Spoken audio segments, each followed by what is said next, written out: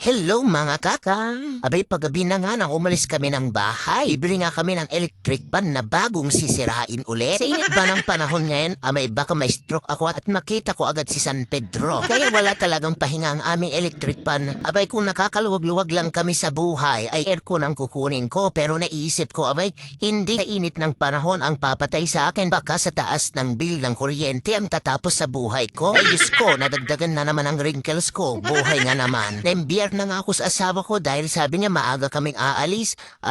Anong oras na? Naku, minsan talaga magaling magpakulo ng dugo ng aking asawa. May natanaw nga akong bagong bukas na bentahan ng houseware.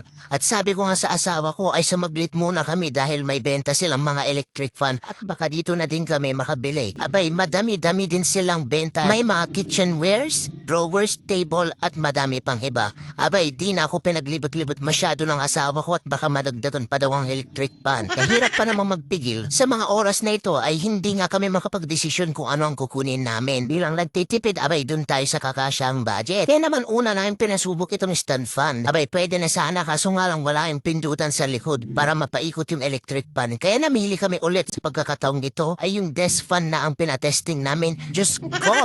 Ayaw ulit ng asawa ko yung pindutan sa baba. Ang gusto nasa likod daw at yung pinipihit.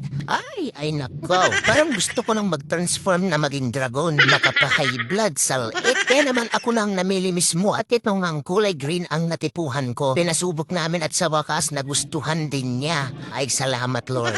Akala ko ibabox ni Kuya ang electric pan dahil may box sa gilid. Hindi pala. Pero okay lang naman dahil mas nahahawakan ko namang mabuti. Pero ang labas nito para kami nagnakaw ng electric pan. Pagkatapos nga namin makabili ng electric fan ay dumiretso na nga kami dito para kumain ng usok.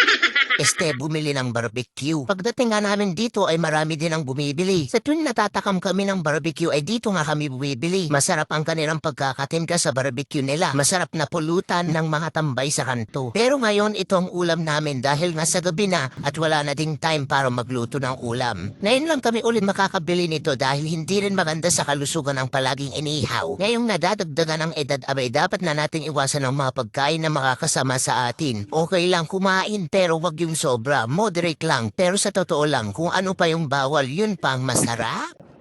Pagkatapos ng makapili ng asawa ko ng ipapaihaw namin ay ipinila na din namin at ni-request din namin lutuin nila ng toasted kasi trip namin kumain ng uling.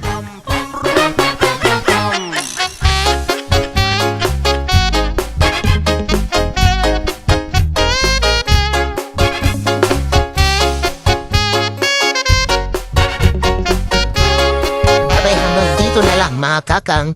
Thank you for watching. Babu.